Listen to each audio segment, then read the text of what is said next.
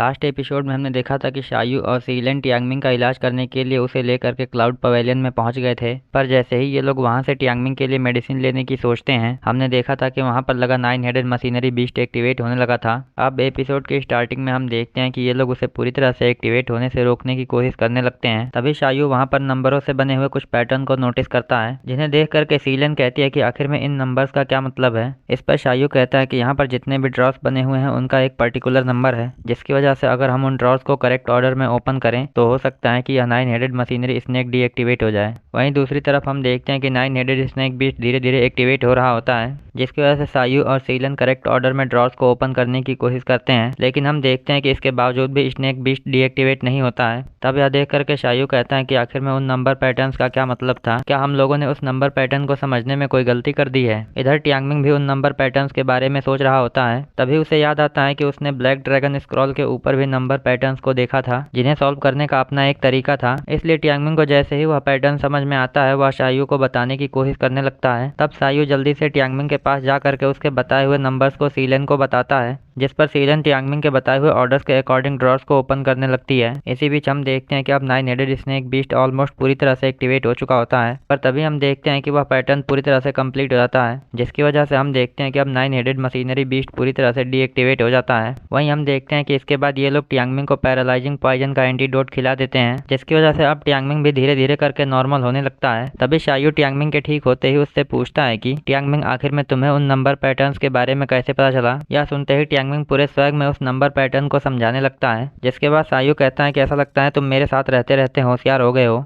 लेकिन टियांगमिंग अपने ही अंदाज में कहता है कि क्या तुम भूल गए हो कि मैं मोइस्ट स्कूल का लीडर हूँ, जिसने मोइस्ट स्कूल के रूबिक क्यूब को सॉल्व करने का सबसे फास्टेस्ट रिकॉर्ड बनाया है। तभी अचानक से शायू उसे बीच में रोकते हुए कहता है कि तुम्हें ज्यादा हवा में उड़ने की जरूरत नहीं है। इसके बाद ये लोग सीलन को इमोशनल देख करके उससे पूछते हैं कि आखिर में तुम्हें क्या हुआ। तब सीलन बताती है कि एक्चुअल में यहाँ पर लिखे नंबर पैटर्न्स को मेरे भाई ने लिखा था, लेकिन शायद उसके इन नंबर पैटर्न्स को कंप्लीट करने से पहले ही उसे कुछ हो गया था, जिसकी वजह से वह इन नंबर पैटर्न्स को कंप्लीट नहीं कर पाया। इसी बीच टियांगमिंग वहां पर किसी ड्रॉर को नोटिस करता है, और जब वह उसे खोलने की कोशिश करता है तब हम देखते हैं कि यह ड्रॉर आसानी से खुल नहीं रहा होता है। इसलिए वह उस ड्रॉर को ओपन करने की कोशिश करते हुए सीलन से कहता है कि सीलन, हम लोग तुम्हारे भाई को ढूंढने के लिए जरूर तुम्हारी मदद करेंगे। पर तभी टियांगमिंग को याद आता है कि उसे तो इस जहाज के ऊपर यूवी को भी ढूंढना है। तभी हमारा सीन शिफ्ट होकर के युनझोंग के ऊपर आता है, जो वापस आकर के वहां पर खड़े गार्ड्स को देखता है कि किसी ने उनके ऊपर पैरालाइजिंग नीडल का इस्तेमाल कर दिया है। इसलिए वह चुपचाप एल्केमी रूम के अंदर क्लाउड पवेलियन की तरफ बढ़ता है, जिसके बाद हम देखते हैं कि थोड़ी ही देर में वह क्लाउड पवेलियन में पहुंच जाता है। इसलिए उसे देख करके शायू सीलन जल्दी से वहां से निकलने की सोचते हैं, पर तभी हम देखते हैं कि टियांगमिंग अचानक से उस अलग से दिखने वाले ड्रॉर को खींचने के बजाय उसे अंदर की तरफ दबा देता है, जिसकी वजह से हम देखते हैं कि वहां पर एक सीक्रेट डार्क चेंबर का रास्ता खुलने लगता है। वहीं ये लोग बिना कुछ सोचे समझे ही उस डार्क चेंबर के अंदर चले जाते हैं, जिसके बाद हम देखते हैं कि वहां के सारे खुले हुए ड्रॉर्स फिर से नॉर्मल पोजीशन में आ जाते हैं। वहीं युनझोंग भी वहां पर पहुंच करके सारी जगह को देखने लगता है, और जैसे ही उसे डार्क चेंबर को लेकर के कुछ महसूस होता है, हम देखते हैं कि अचानक से वह वहां पर किसी तरह के यिन यांग आर्ट को परफॉर्म करना स्टार्ट कर देता है। तब हम देखते हैं कि अचानक से वहां पर किसी तरह की गैस निकल करके डार्क चेंबर के अंदर जाने लगती है। इधर हम देखते हैं कि इसके बाद अब युनझोंग चुपचाप मुस्कुराने लगता है, क्योंकि वह जानता था कि शायू, टियांगमिंग और सीलन उसके और जिंगयुन की बातों को सुन करके ऐसा ही कुछ करने वाले हैं। अब हमारा सीन शिफ्ट होकर के फिर से शायू, सीलन और टियांगमिंग के ऊपर डार्क चेंबर में आ जाता है। तभी सीलन बताती है कि मेरे ख्याल से युनझोंग यहाँ पर अपने इमॉर्टैलिटी पिल्स का एक्सपेरिमेंट करता होगा। यह सुन करके शायू वहाँ से बाहर निकलने के लिए आगे बढ़ने लगता है। तभी हम देखते हैं कि टियांगमिंग वहाँ पर चलते चलते एक लकड़ी से फंस करके नीचे गिर जाता है, जिसके बाद वह वहाँ पर रखी हुई डेड बॉडी को देख करके चौंक जाता है, पर फिर भी वह किसी तरह से उस डेड बॉडी के ऊपर से कपड़े को हटाता है, जिसके बाद वहाँ का नज़ारा देख करके टियांगमिंग की हालत खराब हो जाती है। वहीं शायू और शीलन भी इतनी देर में उसके पास आ जाते हैं। तब टियांगमिंग कहता है कि मेरे ख्याल से यह पूरा का पूरा कमरा ही लाशों से भरा हुआ है। तब हमें दिखाते हैं कि युनझोंग ने इस पूरी जगह में डेड बॉडी के ऊपर कई तरह के एक्सपेरिमेंट को किया था, जिसे देख करके सीलन कहती हैं कि भले ही इस मिराज को बाहर से देखने पर ऐसा लगता होगा कि यह परियों की दुनिया होगी, लेकिन किसी को भी अंदाजा नहीं होगा कि इस जहाज के ऊपर इंसानों के ऊपर एक्सपेरिमेंट किए गए। यह सुन करके शायू उस पूरी जगह को देखते हुए कहता है कि मुझे तो अंदाजा भी नहीं हो रहा है कि आखिर में युनझोंग ने कितने सारे लोगों के ऊपर एक्सपेरिमेंट किया होगा। इसी बीच टियांगमिंग वहाँ पर एक डेड बॉडी को नोटिस करता है और पूछता है कि क्या वह इंसान भी मर चुका है, लेकिन शायू टियांगमिंग को डरता हुआ देख करके कहता है कि भले ही इस डार्क चेंबर में कई सारे एक्सपेरिमेंट हुए हैं, पर फिर भी हो सकता है कि यहाँ पर कई सारे ट्रैप्स हों, इसलिए हमें किसी भी सिचुएशन में सावधान रहने की जरूरत है। तभी हम देखते हैं कि युनजॉन्ग की भेजी हुई गैस इस चेंबर में पहुंच जाती है,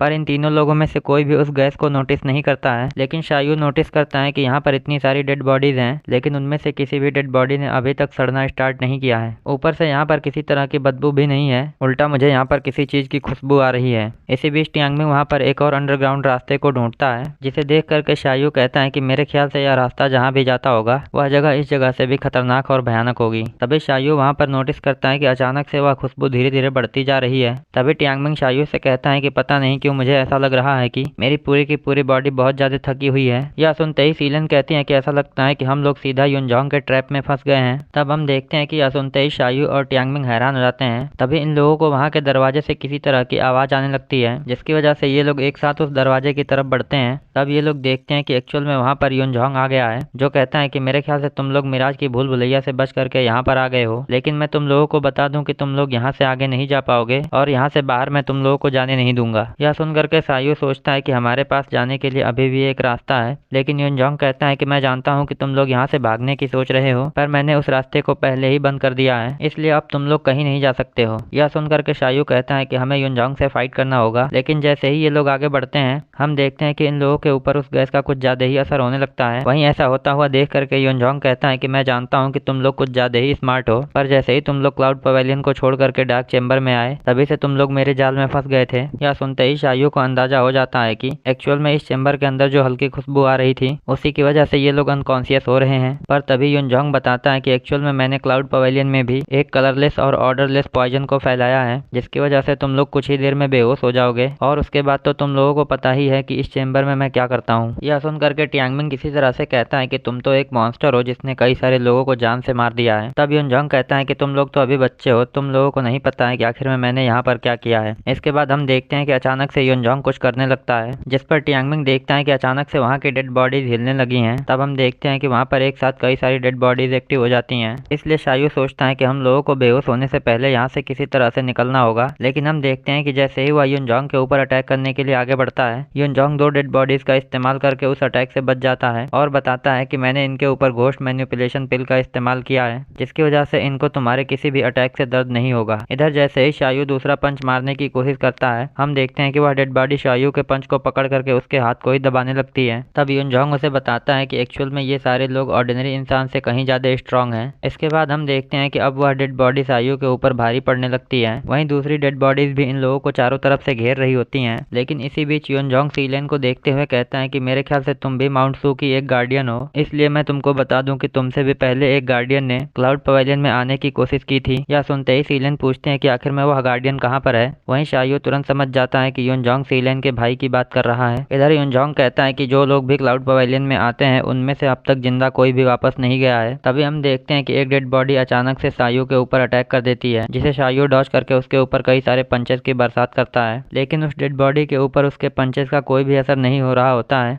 इसके बाद हम देखते हैं कि युनजॉन्ग उन सारी डेड बॉडीज को एक्टिव करके इन तीनों लोगों के ऊपर छोड़ करके वहां से चला जाता है और इसी के साथ हमारा एपिसोड यहीं पे एंड हो जाता है। I hope you guys like this video and subscribe my channel. और अगर आपने लास्ट एपिसोड ना देखा हो तो लेफ्ट वाली वीडियो पर क्लिक करके देख सकते हैं।